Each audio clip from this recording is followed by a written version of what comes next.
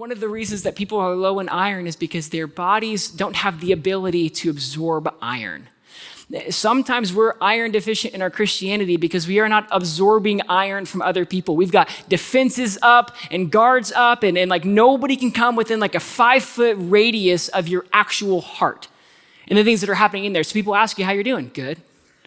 How are you really doing? Good. How are you really doing? I'm good.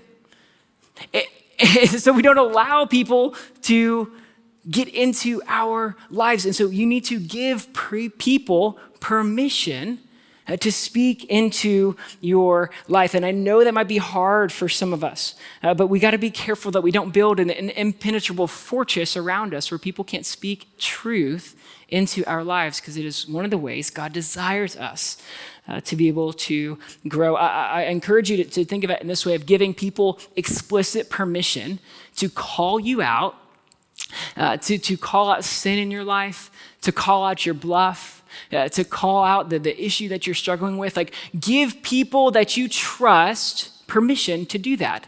The reason you need to do that is because there are people like me in the world who are like tremendous people pleasers. It's a gift. I'm amazing at it, but I'm terrified sometimes to speak really like candidly into someone's life. And so I love it when people give me permission to call out or permission to speak into their life, because it empowers me to say, you know what, I love you enough. I'm gonna tell you this hard truth.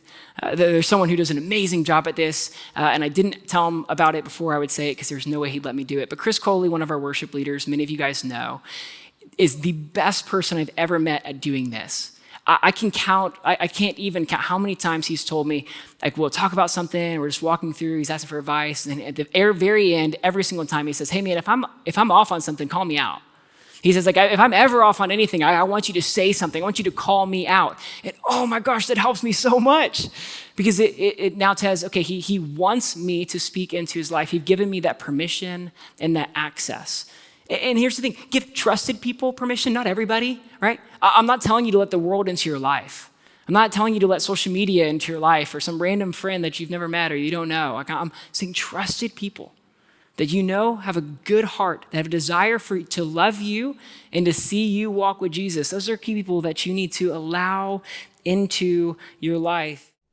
Hey, thanks for watching. To find out more about Houston's First, you can subscribe to our channel or you can go to houstonsfirst.org.